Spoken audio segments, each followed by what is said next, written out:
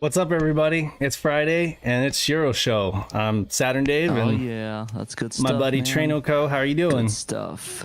Doing all right. Just hanging in there. Hanging in there. Been taking a lot of L's this week, so I'm hoping that's not next week. So, but it's all good. Folks in the All chat. good. Oh, sorry. Didn't mean to talk over you. I just meant to let us know in the chat if the video is like having problems, because I know on my end my internet's a little spotty today. So You're looking good. Okay, You're looking good. You're not blurry mess on my end. So it's just that my son hopefully you'll is stay that way. my son is streaming Netflix in the other room, so I know that on the download side it's not great, but we should be good on upload. Folks will just have to let us know. Anyway, As long yeah, as it doesn't cut into like Stranger Things or something, we're all good. yeah, exactly. It's stranger, more like for him, I don't know, it's probably Pokemon or something like that. What have you been up to this week? Nothing much. Just playing a couple of games. Been trying to get through Sakura Wars on the PS4. That's a long game. I think I'm a quarter way through it. I've been playing it like almost every night before bed for like an hour or two. Would you say that's the best soccer game on the Saturn? Soccer No, Wars? it's on the PS4. Oh, okay. Best soccer game on the soccer RPG. Soccer Wars. Yeah, it's the best Soccer Wars game on the PS4. But I'm hearing rumors that there's gonna be a sequel, so there's gonna be Soccer Wars 2: Revenge Nice. of Pele. So Revenge of Pele. Nice. Yeah. that's gonna be number 2. But besides, that's all good with that. I've been trying to play some more Saturn stuff. But you know, it's been hard. I've been really busy with stuff, but I'm hoping with this next cast coming up, I'll be able to play a lot of Saturn stuff. Yeah. I'm hoping too. We're recording this Saturday, and it's kind of like a top secret. For the most part, it's not the extreme sports thing that we planned on doing. It's kind of like a little impromptu idea that we all had. It's kind of top secret, but it's going to be awesome. We're interviewing Tony Hawk. Nice. Tony Hawk. About the game that never came out on the Saturn. No, that's not what we're doing. But no, it's going to be rad. Once everybody finds out what it is, I think folks are going to like it. But aside from that, we will be doing extreme sport, winter sports or whatever after that. So that's going to be fun. That's going to give us a lot to play. Today, Tony Hawk, though, sadly. in the live stream or in the live game stream, we're going to be playing Chorokyu Park and having a little fun with that. But before we do, I like how everything kind of cool. all the green like is keyed out. See my It's face. really cool. It's like, imagine if that was like the real cover of that. Yeah, I know, right? Wouldn't that be rad? But yeah, so we're going to be doing some of that. But before we do, we're going to get right into the news. We'll bring up our browser here. We've had, as I scroll through here, you can see we've had a bit of news. A lot of bit. To talk about. Yeah, so we ended off last stream talking about those Yakuza Zero LPs. I did order that, by the way. You did order it? Yeah, I did. Cool. I mean, Nice. I want Bakami Tai, so yeah, I ordered that. Awesome. So yeah, I had reached out a week or two ago to PONUT about talking about game development, talking about ponies, equal rights, fair representation for ponies. And he had quite a bit to. I mean, he didn't have as much to say as XL2, who gave me a pretty lengthy interview. But what he did have to say is, he commented about the whole Smokey Dops thing. I guess that was just kind of an unfortunate name that he had, in his youth or whatever. That's something that he tried out for a moment and decided. I think we all had one of those where we have like the cool like owner man, like I owned you or something. I did the same exact straight edge thing that he did with the XX name. XX, yeah. That was Saturn Dave. That XX. was the early 2000s for you. Yeah, I love this. His one name he had was Easy to Target. That would totally be me. I would just want too easy. Yeah, but he's one of those guys that has always been interested in changing things up and doing different things, but always interested in like board games, Talisman board games, making games in school. He just mentions getting into games like Doom and Duke early on, and interest in FPS games. He was didn't even know what a Saturn was, I guess, in 2018. Yeah, no, it was saying like Yeah. until 2018 he got it. I definitely can relate to that. Yeah, that's awesome. I can't relate, but I always think that it's amazing that people are like not just getting into Saturn late, but like really getting into it enough that they're like, I'm going to develop for this machine. It's crazy. Like, Getting deep into it. I know, right? So he posted up this little flying demo that he had, you know, showing geometric shapes flying and going through like a bit of a course, you know, like an obstacle course kind of thing that he was. Reminds me of Star Fox. Yeah, has that definite feel to it. So he was just coming to grips with like the VDP2 for the floor and everything. And I guess this was with Fets. This was with the Joe engine that he was doing this. And it is my understanding that from the last article that we did with XL2 that he made like a model exporter or importer for him to be able to import 3D models into the Saturn's into Saturn code. So that's cool. They've been working together for a while now. And the games that impacted him, I guess, are, he mentioned Tribes. Have you played Tribes? I'm like familiar with it. Yeah. I played a little bit of Ascend. It's kind of like just a massive capture the flag, fast-paced game. It's pretty fun. Yeah, that's the kind of the impression I got. I was familiar with it, but have never touched it. So, yeah, but I can definitely see, having played quite a bit of Pony Game for that stream that we did before, I can kind of see how it has. It kind of resembles that. It's not first person, obviously, but it has some of the same feels when it comes to, you know, jumping around and all the physics and stuff like that. He has a sense of humor, of course, and his priorities for the game are safe ponies, cute ponies, happy ponies, unshakable frame rate, and ponies. So did you do this art, or is this just art he had that he gave you? Oh, this is just art I threw together. I figure, you know, like do it justice. You know, if you're gonna have an interview about a guy named PONUT doing games about ponies, you know, you ought to go all the way, right? No, it was no big deal. I was just like, had an idea and I was like, let's do this. Anyway, yeah, he you can kind of see this early demo of the pony running around. This was like pre-textured polygons for the pony, and you can kind of see some of the, you know, some of the terrain. I guess he's using like height maps or terrain maps for that. Then a later demo showing he's got some music pumping there. He's got some simple like geometry for trees and stuff, and some loops that you jump through here. So still using a lot of what you could see before from that little 3D fly-through demo, using a lot of that to get this code and going. Stuff, yeah. Exactly. Yeah, what more can I really say? I mean, he was pretty concise when it just comes to, you know, like what he, you know, that the Saturn is kind of a pain to program for, but yeah, you have to know how to program in C, and you have to be a doer. Of course, yep. Being able to program, I mean, I imagine anybody who could program the Saturn in assembly probably knows C as well, but I mean, yeah, I don't think anybody's doing the assembly thing these days, you know? I think C is just more accessible for definitely for design. I mean, it's just a little bit easy to learn. You don't have to worry about assembly code. You don't have to dig as deep. But I know that assembly is good for debugging though as well with this stuff. Chances are though, most people who get interested these days probably are going to be C people, you know?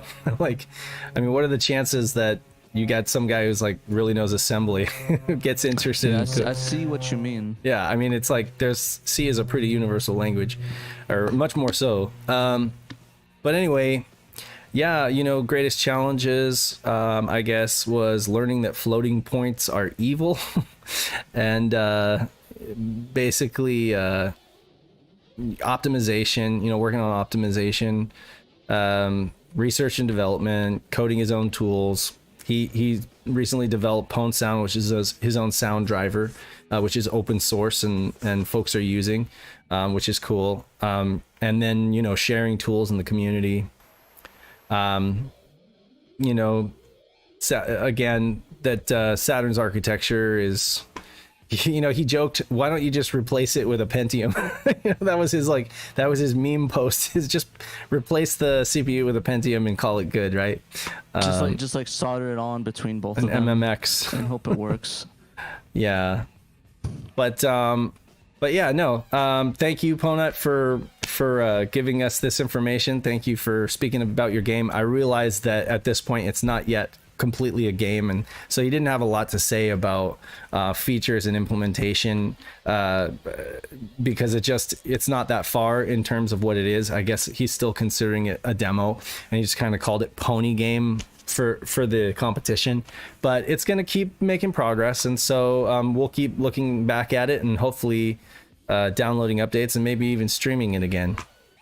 And again, you know, a lot of fun playing it. And again, you know, he spoke to the fact that VBT is a part of the community, and that is an important deal, because VBT is very well respected. He's been working on Saturn, I think, for close to 20 years. Something like that. He's been working in proximity or on Saturn coding for like 20 years. He's been in the Saturn or the Sega community for a long time, helping folks. He's kind of what they call their French mad scientist or something like that. He's the dude that did the Garfield, you know, the spinning Garfield. Yeah, I remember the spinning Garfield, the best game in the competition. But he also does a bunch of emulation stuff. Like he got the whole what was it? Was it Final Burn? Or it was the Final Burn Neo, the emulator thing? Exactly. You know, that ran so many awesome games, and it ran them really well. So, you know, to do that, it was pretty impressive. It was very impressive. I ranked it high on my list, I can say, for one, speaking for myself. I thought that it was very impressive. So I'm just glad that there's folks like that are hugely knowledgeable, and not just knowledgeable, but not too cool for school, and willing to help folks, you know, because it's easy now for a newbie with a little bit of knowledge to like join the Sega Extreme Discord server and ask questions, and folks are going to answer your questions, and there's a ton of helpful people on there. So if you're even kind of interested in programming for Saturn and you don't know where to start, I would definitely recommend downloading Joe Engine, because several people have now said that it's a great place to get started, get the ball rolling. And then check out Emerald Nova's tutorials on his website too. Yeah, Emerald Nova has done tons of streams. He's done a ton of Twitch streams. He's got a website with like the who's who of Saturn development. He's got tutorials. He's working with what is it? Interactive, Zeo Interactive. I'm not saying that right, am I?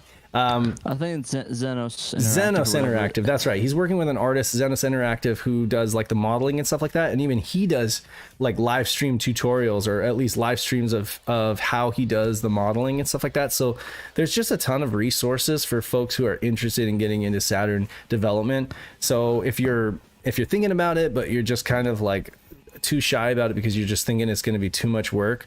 I mean, it's definitely going to be work, but it can be done, and there's plenty of people to help you, and there's open source tools like the and y'all. Once you're on that ball, you could just like keep going with it. Yeah, that's what it seems like. It's like people dip their toe in, and then it just, you know, one thing leads to another, and like 4 years down the road, you're like, you've got a game together, you know, and you know, if you're doing it in your free time and you're not making money, that's probably how long it's going to take. But if you're okay with that, you know, unless you're just like a really brilliant coder or something like that, and you just, I don't know, have a really quick pipeline. Yeah, not me at all. You know, I know a little Python, and that's it. Definitely can't do a Saturn game in Python, I don't think. Yet. We'll work on that interpreter later, though. Yeah.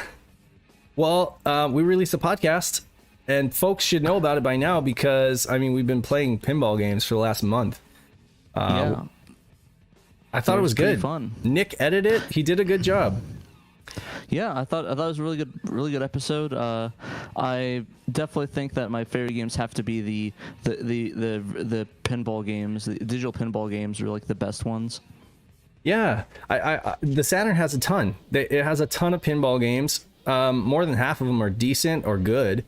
Some of them are absolutely great. They're like, I would say that the Necronomicon and Last Gladiators aren't just the best digital pinball games on Saturn. They're the best digital pinball games up to that point, released up to that point. I would argue. Yeah, they still hold over. They still hold over well. You know, like Yeah. they still aged well per se. Like I'm gonna be honest. I was surprised that usually my pick is the Japanese weird game, but at this one it wasn't. Like I definitely think I prefer the Necronomicon and Last Gladiator over over the Fantastic Pinball for sure.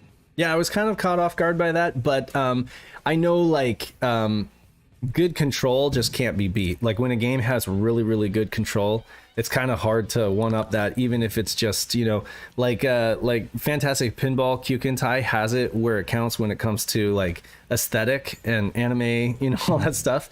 But I mean, the game itself, like you said, it's kind of floaty. It's not to be taken too seriously when it comes to actual pinball physics. And so for that, like the Kaze games are just fire, especially the music, you know. I think that's the takeaway for me, was just that if you pump that soundtrack on a really good sound system, it just like it's the experience, you know. I was actually listening to that at work the other day. Yeah, and Nick included quite a bit of that music in the podcast episode, so I was really happy about that, so that folks could like get a sense for like how good that music is.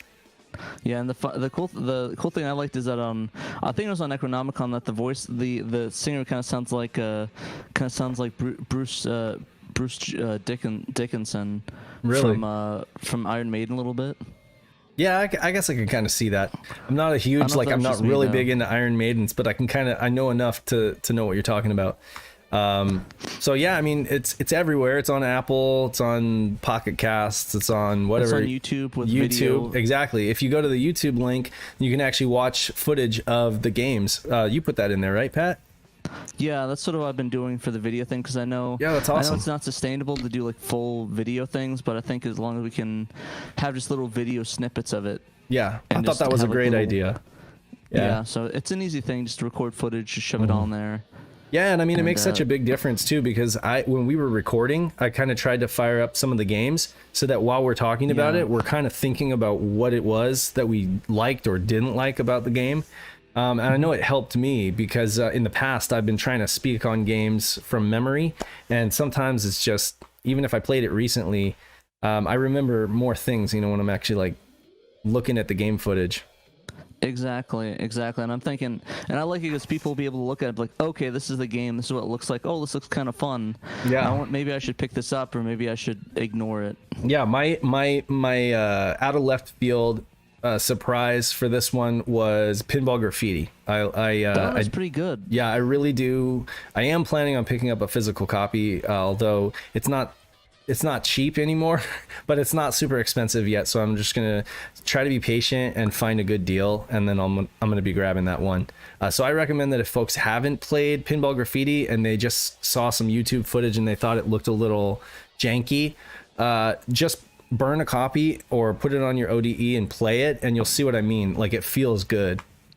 Next up, we've got we're into like the unreleased game territory. Oh my gosh, what was going on this week? Well, first off, I need to shout Mr. Burns on Sega Extreme. He's over in the Sega Extreme Discord server, and he's just posting regularly on the site. Shouts to Mr. Burns. You're like the guy when it comes to like digging up obscure news. You're just always on the ball, and so I have to shout you and say thanks, because he brought this to our attention. And this was actually a tweet that went live on like April 20th, I guess. So it was kind of old by the time that we found out about it, but I guess that's how long it took to circulate the interwebs. But basically, it was kind of funny because like Ian from the CU podcast brought it up, or the guys from the CU podcast brought that up, and I think it was me and a couple others, like, we were listening to that. I was like, wait, what is he talking about? We were thinking, oh, he probably just saw old footage, or like he found something and he thought it was new, but we were completely wrong. Is that he actually he must have saw that, and because they didn't put any video footage of it, or they didn't have any links to it. So I was like, what are you talking about? Oh, okay. That's no, I mean, I have no idea if this guy is gonna, if a bunch of people are gonna like reach out to him and he might pull the tweets or something like that. So I went ahead and like downloaded every video that he posted, and I like I basically hosted them on our website because I want to make sure that even if that original tweet gets pulled, we still have the reference footage at the bottom, you know, so folks have context. We have the evidence. We have the evidence. But yeah, we have the receipts. I guess that's the bittersweet part of this, is that right now all we know is that it exists and it's out there, and that it's like basically complete. It has, well, it has 6 dungeons or 6 fortresses. The game was originally called Faradun, Dragon Fortress or something like that, and so there are like 3 different characters you can play as. Each one of them has like a complete FMV introduction for them. The menu's in English. What else do we know? We know that there are, he posted a subsequent post saying that there are 6 different castles that he was able to clear. It was pretty much complete for the most part. Exactly. But, Pioneer LDC game. Go ahead. Yeah, I think the elephant in the room is the D word is gonna get dumped. Right. So, you know, Kay Kona, a Murder of Crows, reached out to me and he was like, well, have you talked to Fireball, or have you talked to any of the redump folks who are stationed over either in China or Japan? Because there are people partnering for the redump project and maybe they could reach out to him.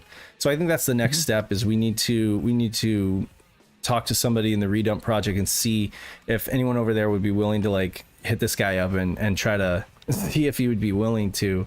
Of course, the more attention this thing gets, the more he may become aware of the fact that he's like sitting on a gold, because he has 2 unreleased games, and one of the other ones we're going to talk about in a minute. But basically, yeah. Somebody else told me that, Night of Dragon was saying this is happening because folks are just doing their spring cleaning right now, you know, and they're like unearthing discs that they had put away, you know. So well, I just hope this isn't one of those cases where it's like dropped on eBay and it's like good luck. I know.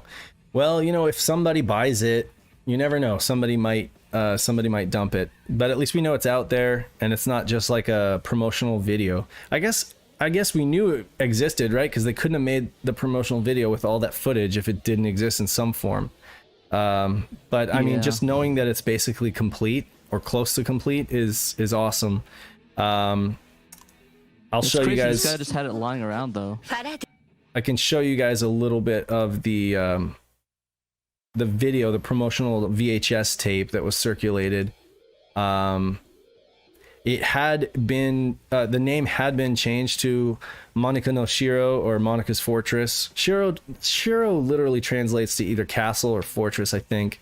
More likely fortress, because that's the word that they used in Faradun, Dragon Fortress. It's like also like Takechi no Shiro, like Takechi's castle. Right. So I mean, it could, or Shikigami no Shiro, right?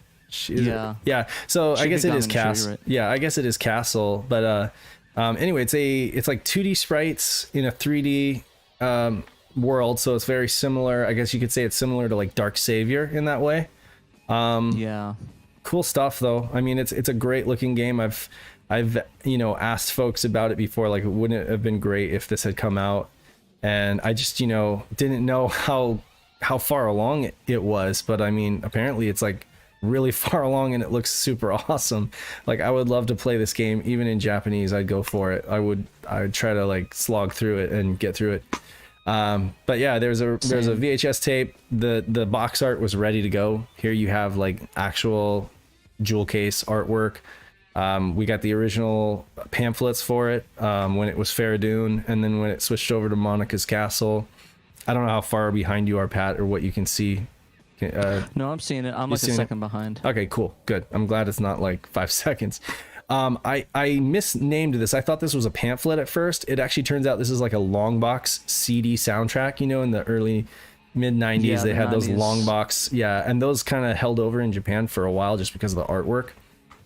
I always want to get one of those. I can never find them though. They're always on eBay for exorbitant amount of money sometimes. Yeah, my dad has like the original Beatles long box CDs, but wow. I mean, who knows if those CDs have rot, because they were like a lot of the early ones I heard have a lot of rot. I think they were pressed in like 89 or something like that, so it was really crazy.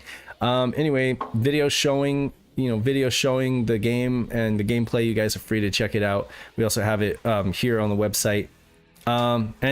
So I mean, we really do that's the next step. Is we need to. Oh, and here's the contents. Of course, we included an image showing the contents of the disc, so you can see the actual files on there. We need to kind of reach out to him. I tried reaching out to him in Japanese, using like a DeepL translator, but I didn't get a response. I didn't expect to get a response, to be honest. So his response is probably check my eBay auction or check my auction Japan. Well, site. Interestingly enough, he works for a shop that I guess sells retro games, but then they also service like PC engines.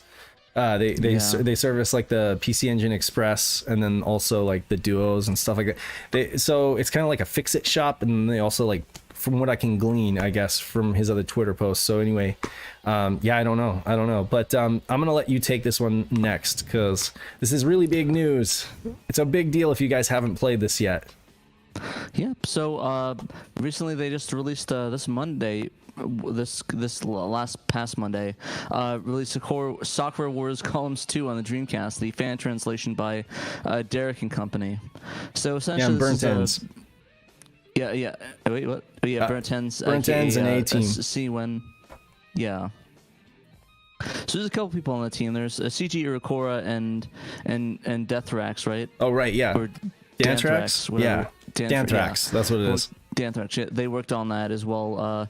But yeah, essentially, for those that haven't seen the previous streams, this is basically a columns games of Sakura Wars, and essentially you just line up the columns and have little battles to see who can play the biggest role, get the big role of Shonen Red. Yeah, I went in blind for our stream, and I admit it was kind of hard to get the hang of, because I was thinking like Puyo Puyo, and it's a little different, but actually I played it a little while more after the stream, and I think it was a lot of fun, not to mention all the dialogue and stuff like that. Yeah, actually it was Natsume 38 who was the third translator. So what do you think of the game?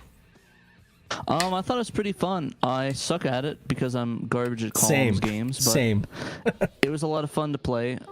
But I had a lot of fun playing it. I really enjoyed getting the hang of it, and I love Sakura Wars. So I mean, yeah, it works for me. Like I've been playing the PS4 version of that, and I really enjoy it so far. I'm excited to finish it up and play the Saturn version next. So yeah, I ended up as a mailbox. Yeah, same here.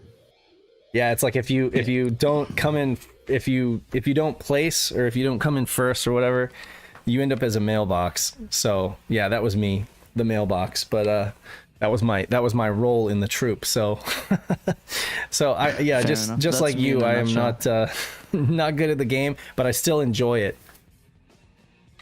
For real, yeah. And they actually did the team did actually a podcast with Found in Translation, which is a podcast by Galeon, I think his name is. That's in our Discord. Galeon. But yeah, he has Galeon, yeah. He did a podcast for that, so go watch them. They talk about the game, and they have a couple other good ones, like about they have the guys did the Napple Tale on the Dreamcast. Oh right, yes. So, which is also an excellent game to play. Definitely play that if you haven't.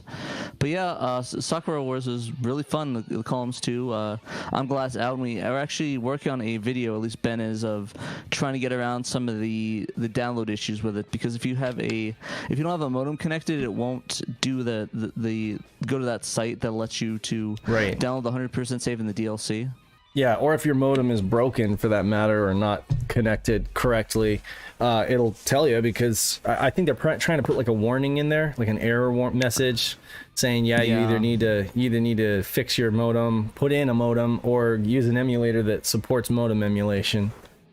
It's kind of funny though that they add that in there specifically, because it's not exactly what it says, but it's funny with the changing times that's going to be on an actual hardware thing. It's like if you're playing this in an emulator. Yeah.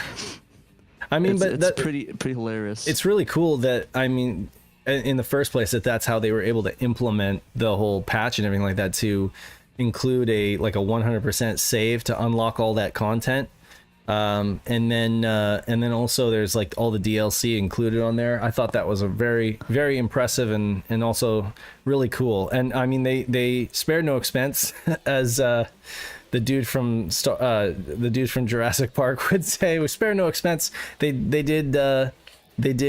translated the little icon on the VMU. You know, Yeah, they that's pretty cute. all the artwork for the menus and everything like that.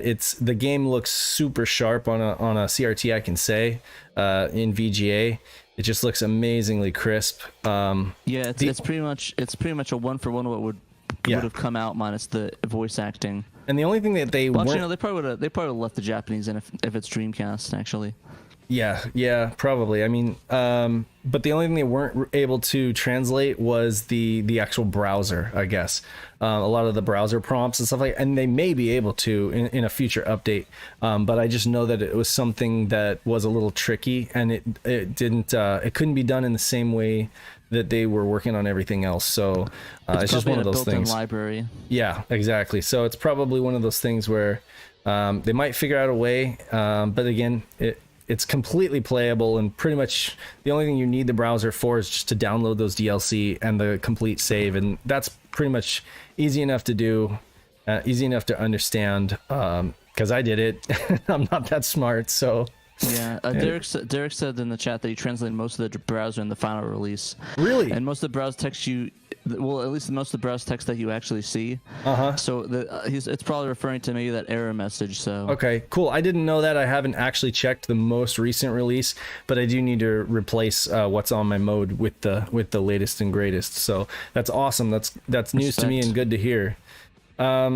Next up, another game, Unreleased. Now, here's the funny thing. Same guy, right? Same dude in Japan. Yeah. So, okay, I was going back just to check up on if he had posted anything subsequent for the Monika no Shiro, right?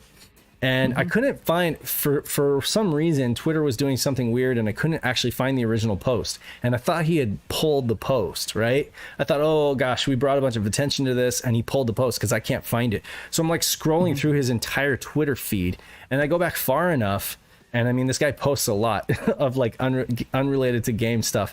And, I go back far enough and I'm like, what is this? It turns out like he also has this other game that's completely unreleased.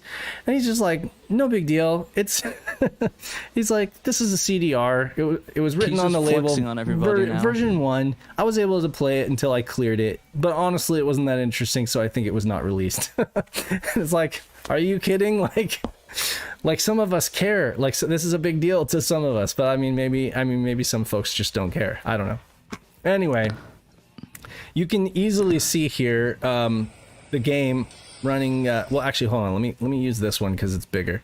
So you can easily see it was a company called Signal Light, right? Signal Light Corp. They were only Signal Light briefly, from what I can understand, before they became Starlight Mary, and they did Another Memories, which was published on the Saturn.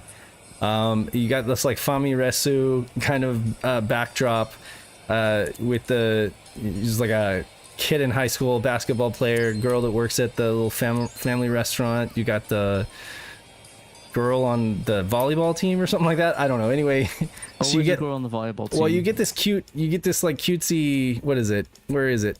It's like Animu. Well, there's a little Cupid character, right?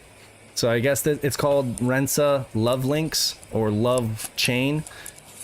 Pick one. It kind of, the translation is, I'm not clear on the kanji, but it's either Love Links or Love Chain. And you pick a locale on this campus, on this like high school quad campus thing, either the track or maybe she's a track star. I don't know. But she needs to wear like a sports bra or something like that. Anyway, so it's you got these you got what's essentially a Puyo clone, I guess. I would say it's similar to some kind of like Puyo clone derivative, or maybe like a Columns derivative. I can't really tell. Someone said thirsty columns. Thirsty columns.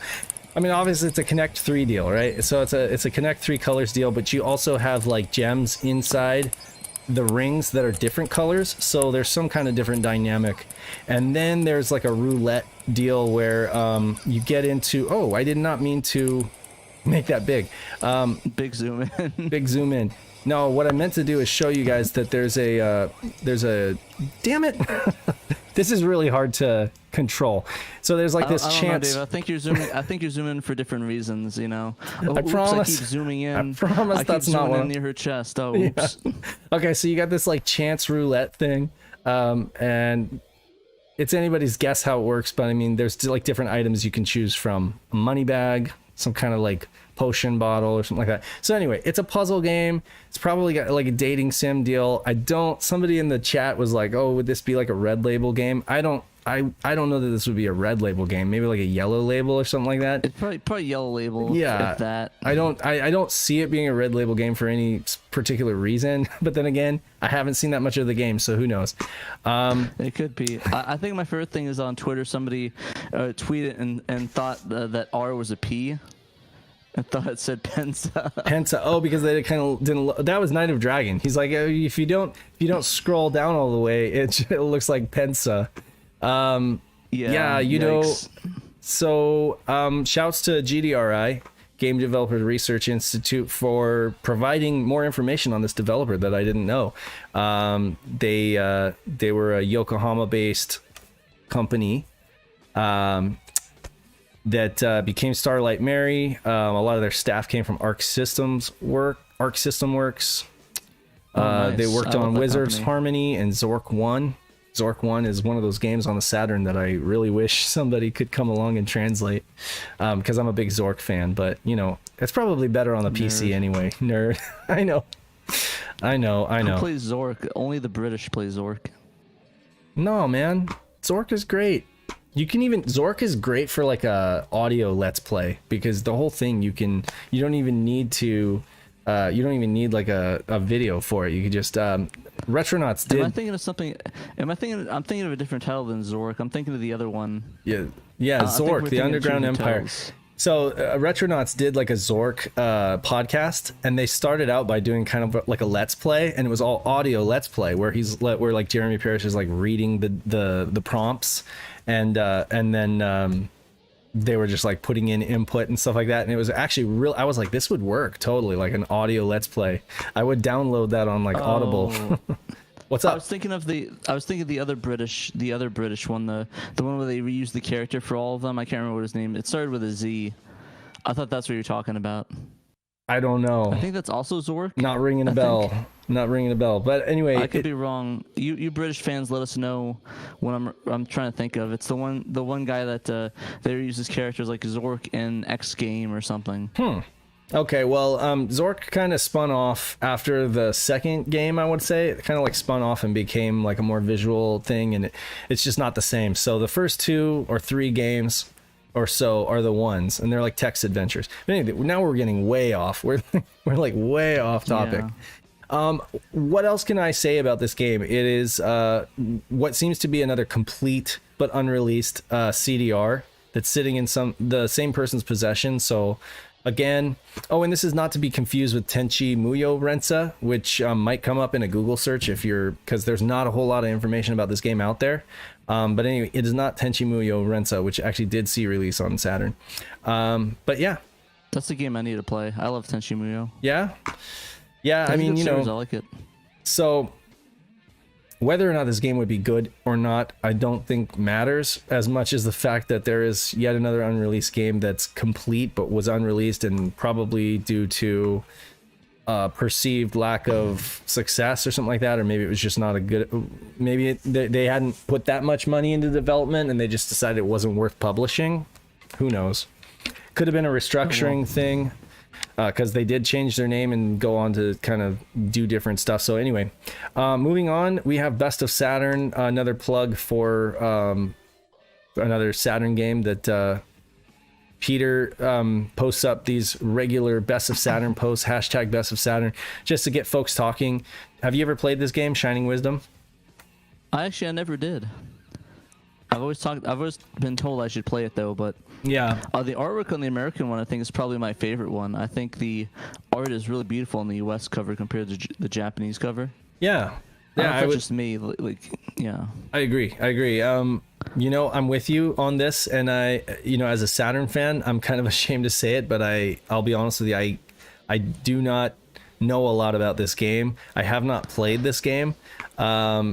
it's just one of those ones that I've kind of always heard that it's not that great, or that it's like it's decent, but it's, you know, just basically, if I've been focusing on other working designs games, you know, so this is just one of those ones that is kind of a blind spot for me. I probably need to do something about that, but of course, you know, it's kind of a sadness that this was thrown off to working designs to work on, no pun intended, versus Sega, who made the game. Yeah, I thought the same here. I thought, okay, it's a Shining game. I would have expected that they would have handled it in-house, but again, maybe they just stretched for resources, I guess, and couldn't handle it. Well, I mean, it's kind of weird because they did release Shining Force 3 on the Saturn, which is kind of weird, but yeah, I actually kind of find it interesting how long the series has been going on for. So there's several games in the entire series. Well, I think that's it really in a nutshell. Is Sega decided, okay, we're of the Japanese Shining games, we're going to bring over Shining Force 3, but not even the whole game. We're gonna we're gonna bring over Scenario 1. We're gonna bring over Shining the Holy Ark, Wisdom. Right? Because those are the two games that they are the better games, right? They're great games. And then they probably were just like, yeah, I don't think we're gonna bring over this one. And then probably it was working designs who like raised their hand and was like, okay, seriously, we'll release it. If you're not gonna release it, we'll release it because it's a Shining game, you know. But I think it's pointed out in the chat that it's interesting that that Sega of Europe published it and they did a translation for it, and then Working Designs did another translation for it, which is kind of weird. Yeah. So I guess the question is, what's the better translation? Yeah, I don't know. I would be interested to know. I can't say because I haven't played it in any respect, and I won't pretend to. But Peter does mention that it's a nice action RPG with Metroidvania sensibilities. I am imagining that he's talking about, you know, having to backtrack to get items to advance your progress later on. So and kind of moving forward and then having to go back to move forward again. But yeah, it's an interesting take, and I know Peter likes this game. Peter has a pretty radical acceptance of a lot of games that are like lesser than, I guess you could say, and I really appreciate that because, like Peter, I do too tend to like some games that are panned by most folks. But I know this was one it's not bad. It's just not as good as the other Shining games. So for me, I've kind of overlooked it, but I'm gonna do something about that soon. Yeah. Apparently, it was done by a different studio than Camelot. Yeah, exactly. It was not a Camelot. So maybe that might be why. That makes sense. Yeah.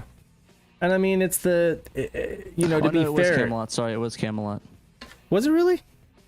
See, yeah, I don't. Let's say in the chat. Yeah. Does it say Camelot here? It says Working Designs. It says Sega Enterprises on the. I was just looking at the credits on the. It might have just been like some team thing. Well, anyway, but yeah, I mean, you know, it's like a top-down action RPG, which is to me very reminiscent of like Zelda, right? So that's kind of one of the reasons probably I didn't take a look at it either. But if folks say that it's really good, I'm interested in giving it a go. Yeah, I'll give it a shot. I'm interested to try it out.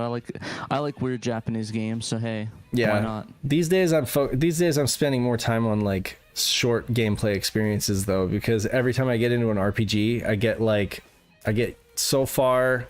I level to like level 20 or 30, and then I like something gets in the way and I come back to it like maybe 3 months later and I've completely forgotten what's going on. And I'm just like, oh God, you know, like if I want to enjoy this game, enjoy the story, I'm going to have to like start from scratch again, or like look at a guide to figure out what was going on. Yeah, man. That's usually my go. So, why don't we dig into this one? I want to dig in this? I want to do something interesting. I want to talk about it, then we'll get some opinions in the chat and see what people think about it as well. Go for it. But yeah, this is a little Sega Saturn short that Shiro short that Peter put up about the Saturn Mini. So as you don't know, since 2016 they really released the NES Classic, and that whole mini consoles blew up from like stuff like the PlayStation Mini to the Sega Genesis Mini to even like the right here the Astro City Mini right here that is all green, and you can't see the screen because it's greened out. Everything's green on it. But clone console craze. Yeah, it's a whole craze of it, and a lot of people started really bringing up like, oh, what about a Saturn Mini? But Peter really put a really good argument against it with 3 points, which I kind of agree with. Where one, it probably wouldn't be as popular outside of Japan because there's not enough interest outside Japan because I mean, for the most part, it was a mostly popular Japanese console. In the U.S., it was kind of like the odd child, like the TurboGrafx 16 Mini.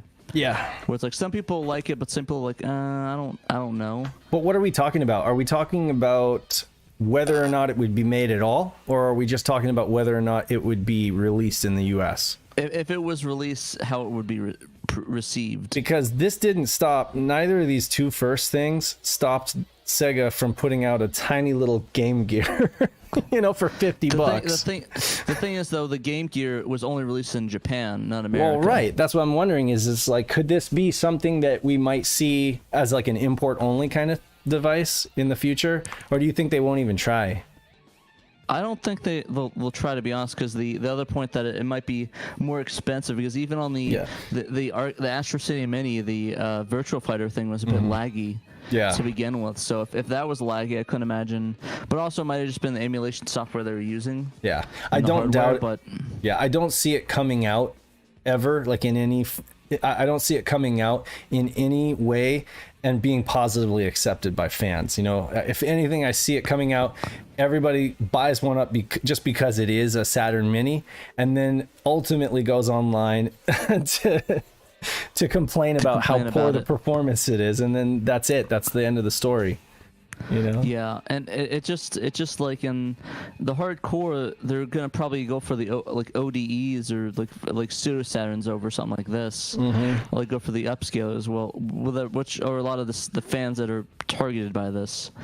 And another the point you brought up is the licensing, which I thought was interesting because I know there's a lot of trademarks and a lot of Saturn games, like some of the Daytona stuff, some stuff in Sega Rally. Oh yeah, which might be a problem. Unless they renew it, which would obviously mean the console would drive up to a higher price in that case. Yeah, you're not kidding. I mean, Sega Rally, which is a game that you couldn't avoid putting on a mini console, right? It would be like one of the, you have to put this game on there because it's one of the best games, right? Well, I mean, Sega Rally has like Toyota, like all over it, because they had an exclusive deal. And Isle of Man, right? I think it's the Isle of Man, right? Yeah, for the oh no, Isle of Man is the motorcycle racing game, Manx TT, which is also kind of like a must-have, and that has more of that kind of stuff. But yeah, Sega Rally has Lancia and Toyota logos in it and Castrol logos in it, and I even got one that's going to be on there. That's going to be Die Hard Arcade. Oh, Die Hard Arcade, yeah, no, you're not kidding.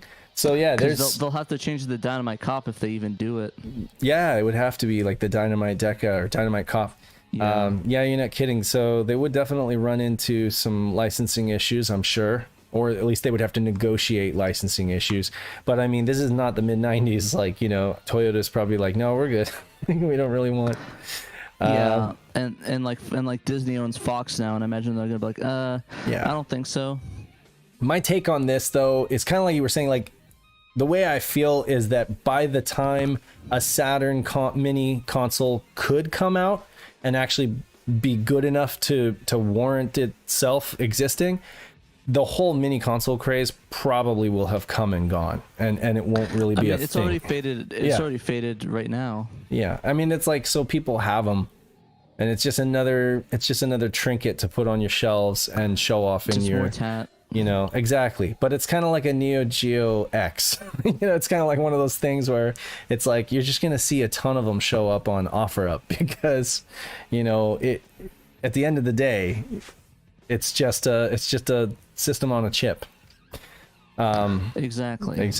So it's like some Linux emulated box thing. I would not mind though. I really would not mind. If, let's say, a few years on, because we know they're working on cores for the Saturn, right? They're working on a Saturn core for the Mr. project, right? So I really would not mind the dude who is putting out those Saturn shells right now, and I forget the name. What was that? What was their name? I feel bad. I know Retrotech is selling it. Retrotech is selling it. I can't remember the name of the original guys, but I'm sure somebody will put it in the comments. But anyway, that guy, if you can figure out a way to miniaturize that, or somebody puts out like a miniature shell, of the Saturn, and not 3D printed, because I mean, yeah, folks are gonna 3D print a Saturn and put a Mister in there, but I think it would be better if it was like an actual molded piece of plastic. Just get a Mister in there, and then we're talking. Once they get the Mister core going, I'd be down for that little Mr. Saturn Mini. Mr. Saturn, I'm down. Yeah, but man, Peter did not.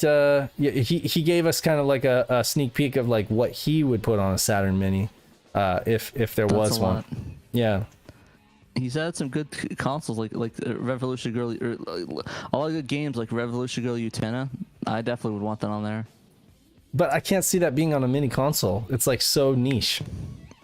How many people? But it would be funny. Oh yeah, it would be great. I mean, like I agree, but I mean, again, when I see something like that, I'm like, yeah, I don't think that would make the cut. Just because they're going to be looking to cash in on nostalgia, and I don't know anybody who has nostalgia for that except for like folks in Japan. Or anime nerds. Yeah. The VHSs. Like, we're going to put out a special Weeb edition. I'm down. But yeah, if you guys want to unmute and give your opinion on it, that'd be great. Yeah. Because we're going to go we're going to go into the game stream after this, so we can just unmute now, have folks chime in. Yeah, exactly. And this way you guys can get on the stream or the podcast. Yeah. I really don't know if I mean, I guess you're right. No matter how much the Saturn is becoming popular these days, it's more like the pursuit of collecting the Saturn and stuff like that. I don't know that there's enough built-in nostalgia for it that folks would want to go buy a Mini in the US. I kind of feel like I would, just because, Shiro, like I have to report on it. I'd have to, I'd be obligated. But like most folks, it probably wouldn't be an impulse buy, unless you are a diehard Saturn fan. Yeah, I think Trekkies is in here. What were your opinions on it, Trekkies? I was just gonna say, if there's anything Sega could probably do about that to try and cash in on it, would be like just reprint old games. Yeah, I think we talked about that before. I think the biggest issue is that whole, the ability to play. Yeah, the security ring. Yeah. That would probably be like the one thing they could do if they truly can't afford to make like an actual Mini. That would probably be like the next best option. Yeah. I never understood the trend of mini consoles, because it's just one step further down the line of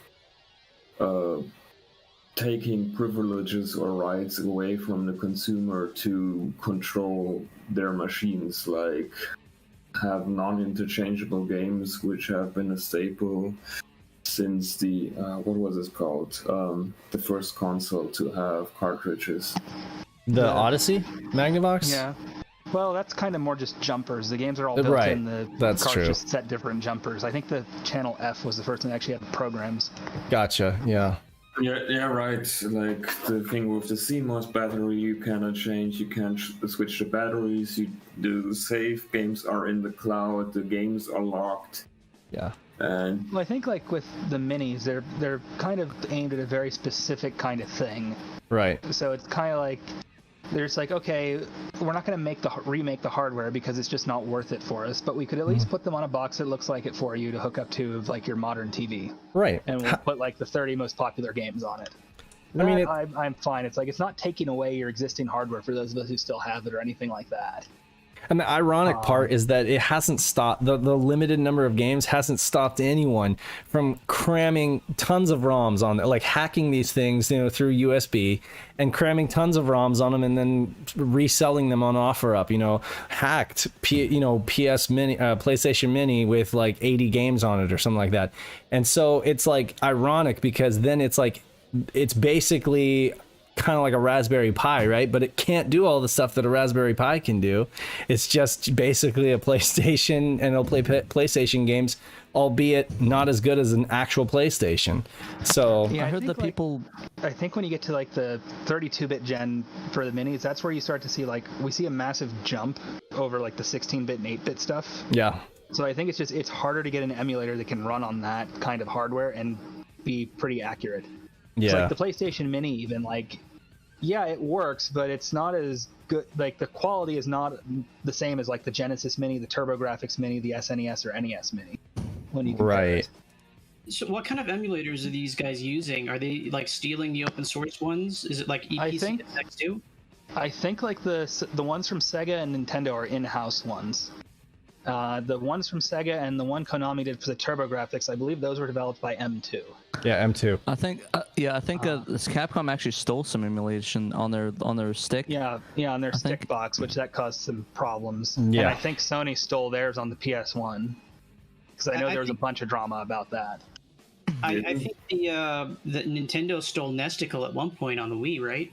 They did. No, No, Nesticle didn't they? would not run on the Wii. That's DOS. Somebody stole. Oh no, you know what? It was the ROMs had the iNES headers in them. Was what the drama was. well Dreamcast that for the Genesis Smash Pack, Yeah, they downloaded the ROMs off the internet. and you could see it in the That's headers. pretty funny. Yeah, and I Yeah. think there was even a code. The programmer like put a message to folks like saying this is right. Wasn't there That's like a how you load message the hidden game. in there? Yeah. Yeah, they basically allowed them to load like custom Genesis and Mega Drive ROMs on there. Which is like, why- running a command. Exactly. Yeah, which was Yeah, I like. yeah. I don't think Nintendo stole Nesticle because that would not run on the Wii because it's all done in DOS and it's x86 assembly. Yeah. Plus, I think Nintendo's a little too prideful. They're like, no, we They're can't. prideful enough to steal the ROMs, but not From, the like, some of actual hardware. Yes. From some of their leaks, we know they had made like Game Boy emulators themselves internally and things. Yeah, those leaks are pretty awesome. Didn't Looking through somebody license Final Burn Alpha for their console? Wasn't it this huge Capcom? Final Burn console? Alpha. Well, would that have been the Neo Geo X, the handheld Neo Geo? Possibly. Because I know Final Yeah. Burn Final Burn Alpha was like one of the better Neo Geo emulators, right? I think so. I don't remember. I remember something about the Capcom stick that looked like the logo. Yeah, I wasn't sure where they took that from, but I do remember hearing about that. I'm not sure if it's Final Burn Alpha though. Oh, if it was that Capcom like logo shaped fight stick that has all the Yeah, because that one had stolen emulation, or Yeah. they didn't use the license properly or something. Yeah. Yeah, I know there Crazy was also, times. there was the Retron 5 that had a ton of drama with it. Oh, absolutely. Yeah. And then there was the CD console that just basically had an orange pie in it or something like that. The one thing I'd be curious about is when you're getting to the point where like the cost of like the hardware you need to emulate it properly versus like Right. which would be more expensive at that point, trying to make an emulation box, or would it actually be cheaper to try and just remake the old hardware? That's where I'm wondering where that line is. Which is my curiosity. Which is 'Cause I know, why like, the Mr. the Cores. 68K Oh, sorry. The 68K is still used in a lot of stuff. Yeah. It's like in car microcontrollers and that's still used. And I think the SH2s are still used. Possibly even like the SH4 and the Dreamcast is still used in a lot of embedded stuff. I wouldn't be surprised, and I think like the Power VR that the Dreamcast uses is kind of like the evolution that went into the early iPhones. Oh, So yeah. it'd be So they're interesting to off the see, shelf like, parts. It'd be interesting to see if like for the Saturn, it would really be, you would need to recreate the sound chip and the VDPs and like the other like glue chips.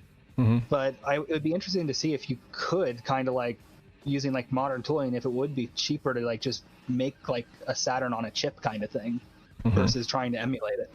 I assume the economies of scale are so heavily in favor of just buying Raspberry Pis in bulk that it would almost, because they have this, Right. I'm just saying like if you can't get like Saturn emulation running on like a Raspberry Pi and like the kind of hardware you would need in there to emulate it accurately, I'm wondering where the line is on which would cost more. Is just my thought. I assume that it would be cheaper to get some sort of miniaturized i7 or i9 or Ryzen or something like that for like a laptop or whatever, rather than because there's that hardware that exists, and even if it's super easy and technologically available to make new VDPs, they'd have to spin up a whole new process to create them again. Good point. Yeah. Sure. I know for the longest time, like Tectoy was still making Genesis hardware. Well, that's the thing, though. Is you could still buy basically fully functional consoles that will play NES, Genesis, and SNES. Like someone in China or Brazil or someone like that is ordering enough to have a factory constantly making those boards. Why don't we? I'll tell you what. Let's continue this conversation, but I'll have Pat wrap on this for the podcast, and then we'll go into the game stream, and we can keep talking about this in the game stream. Okay? Sounds good. All right. Thanks for watching, guys. Enjoy. Hopefully you enjoyed the show, and we'll see you next week on the next the Shiro Show news segment. See you guys. Peace.